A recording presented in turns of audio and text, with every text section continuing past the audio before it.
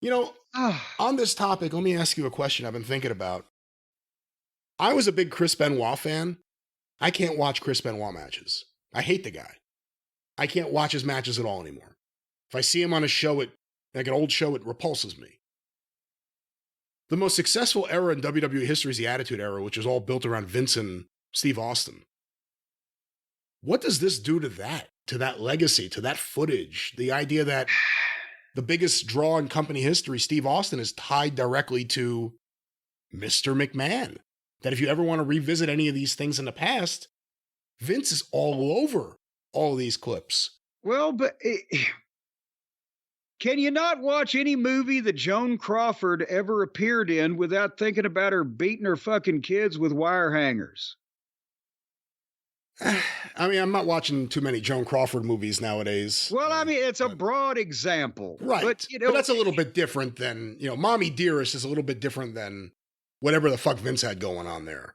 I know that. But the point I'm making is at some point, in entertainment or in rock and roll or in sports or in football or in fucking, I don't know, rocket research down in Huntsville, Alabama at the Von Braun fucking center or whatever.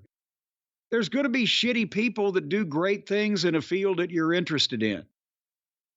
And to be honest, I think Vince's is worse than Benoit's, but to me, I can watch a Chris Benoit match and I get sad because of that, that great kid whose brain melted and went crazy and did all those things.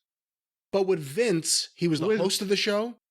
He was the person who eventually was an on-air character, making out with women, having women do. Remember Stacey Keebler dancing on a table? Yeah, in front of now him? that stuff may not age well. And there's a lot of that stuff. There's a lot of that stuff. Him having Sable all over him, that was a thing in like 2003 or whatever. I can admit I identify. I was heartbroken because I cannot ever hear goddamn Ted Nugent again. Cat scratch fever without thinking, but yes, he's now a Republican dipshit. Yeah, I feel that way about color. I feel that way about Roger Waters. I like Pink Floyd, and then I found that he's a raging anti-Semite. Fuck that guy. I can't listen to his shit anymore.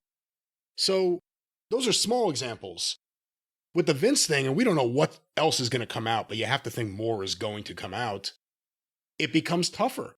Any TNT, he's the host of TNT, acting like Mr. Proper.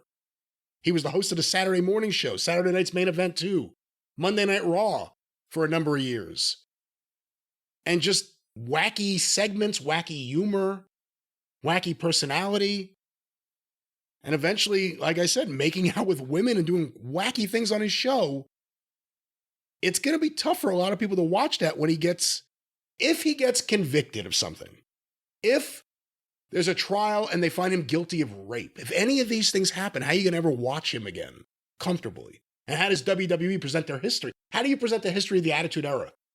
The rise of Austin and The Rock. Because McMahon's in the middle of that whole thing.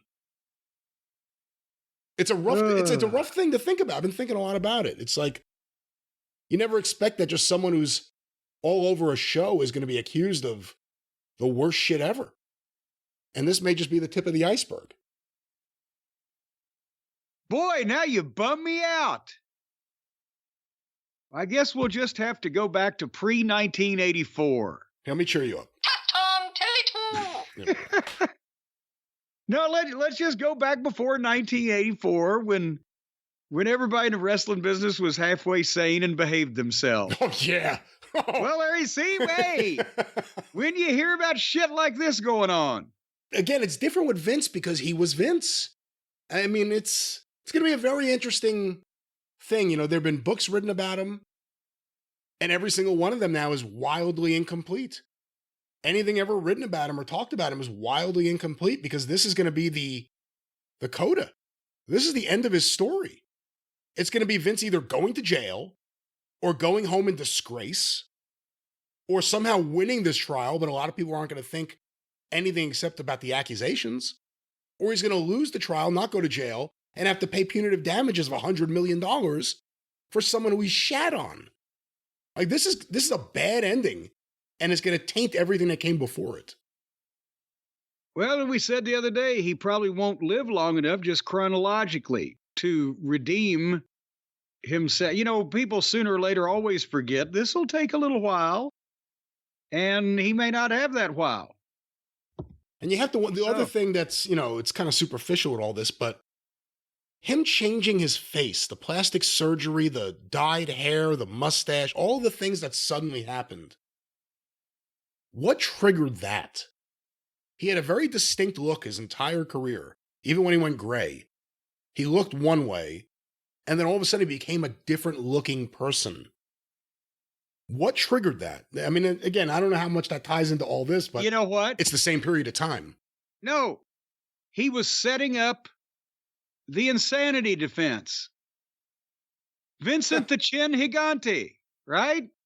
That's a bathrobe. Yeah. Instead of the bathrobe and slippers, he's shuffling around looking like goddamn Snidely Whiplash. People obviously thought that he was demented. That's what he was going for.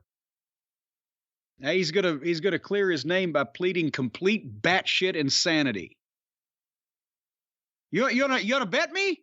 Huh, Brian? Oh, I don't know if I want to take that bet. I can't. You want to bet me? I don't feel comfortable either way taking that bet. No. What are the odds on that? Can we look up the DraftKings Sportsbook and get the odds on that? Are they taking odds on whether Vince is declared batshit insane in court on DraftKings yet? Not yet, but they are the official betting partner of the Jim Cornette Experience, so maybe in the future. Well, and they are the official betting partner of the Super Bowl LVIII. How many is that? LVIII, that's 53. Well, I think it's more than that, isn't it? If the L comes before the V, does that subtract or add to? I think it's 58. 58. Oh, 58, you're right, 58. Yeah. Well, fuck those Romans. They should just put the numbers down. But I'll tell you what, they're the official betting partner, not the Romans, but DraftKings Sportsbook of the Super Bowl and all the other bowl, the Super Bowl, the Toilet Bowl, the Orange Bowl, whatever the case. DraftKings Sportsbook has you covered because right now, if you take the code down, get your pens and paper ready, ladies and gentlemen, to write this down. I'm going to give you a code how you can, new customers over at the DraftKings Sportsbook can bet $5 on the Super Bowl and turn it into $200 instantly in the bonus bets. And some rules may apply, so you need to read about this. But right now, just go and download the DraftKings Sportsbook app and use the code JCE. You bet $5 if you're a new customer, $200 instantly in bonus bets. Here's what I would do. What I would do is I would take a third of that money and bet on one team, a third of that money and bet on the other team, and a third of that money and bet on a draw. Do they do draws in football, Brian? They don't do draws, and also I don't think you should be giving anyone betting advice, but this is the big game. This is the one that everyone's been waiting for, the Chiefs and the 49ers. Who do you think's going to win? Well, is he a minor 49er? Dreadful sorry Clementine? Are the Kansas City Chiefs, is Wahoo still playing for the Chiefs? No, Wahoo played for the Jets, and did he play for the Chiefs? I don't think he played for the Chiefs, did he? Maybe it was Ernie Ladd. Well, if Ernie Ladd and Wahoo's playing, I'm betting on that team. But right now, you download that app and you do that thing where you get that money and you bet on. I was thinking if you just bet one way, the other way, and in the middle, then you'd come out pretty much ahead no matter what you did. But it's up to you, Brian. You want to turn my advice down just because I'm looking at this from a pragmatic, sensible point of view, as any good quality gambler should. If you're going to be wagering, you should examine all sides of this thing, get your parents' permission before placing the bet. But anyway, you can get $200 extra if you bet $5. Seems to me like it'd be worth it. What the fuck? Yeah, how long? You only live once, right? How low can you go? All those other sayings. Was that a question? I don't know what that was. I don't know. For the record, Wahoo played for the Houston Oilers, the Denver Broncos, the New York Jets, and the Miami Dolphins. Well, there you go. See? And his grandfather fought with Grant at Richmond. And then he fought with Custer at the Little Bighorn. He couldn't get along with anybody. But anyway, folks, once again, bet $5, get $200. Bonus bets only on the DraftKings Sportsbook, the official sports betting partner of Super Bowl 58. See, here it's written out. Before in red letters, they had the LVIII. That's what was confusing. But nevertheless, there's 58 of them. And if you hurry up and bet now and make it a big success, they'll do another one next year. The crown is yours, folks. Gambling problem? Call 1-800-GAMBLER, or in West Virginia that has to stand out all by itself and cause me to read even more copy, visit www.1800gambler.net. One state has its own fucking 800 number for this specific problem. In New York, well, here's another one. Call 877-8-HOPE-NY or text HOPE-NY 467-369. You can't text in West Virginia. They don't have that technology yet. In Connecticut, help is available for problem gambling. If you're having a problem gambling, they'll come over, pick you up, and take you to the casino. No, that's not what that means. That is exactly not what that means. Well, call 888-789-7777 to find out. Sounds like a slot machine paying off. They're going to trigger people. Or you can visit ccpg.org. That's in Russia.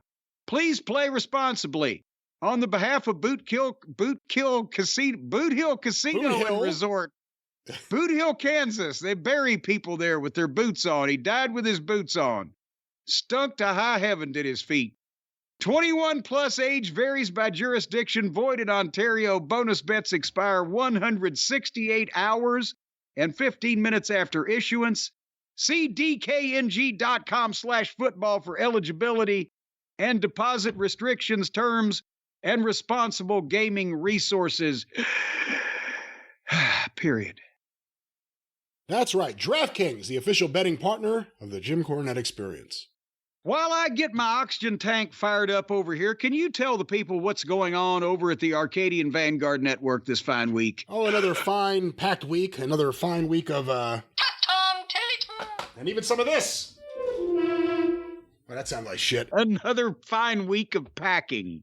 The Arcadian Vanguard Podcast Network. Get information on Facebook at facebook.com/Arcadian Vanguard, or of course we're on Twitter at Superpodcasts. This week on Shut Up and Wrestle with Brian Solomon, a look through the archives. Brian plays an old interview he conducted with Bruno Sammartino. Hear this. Great stuff.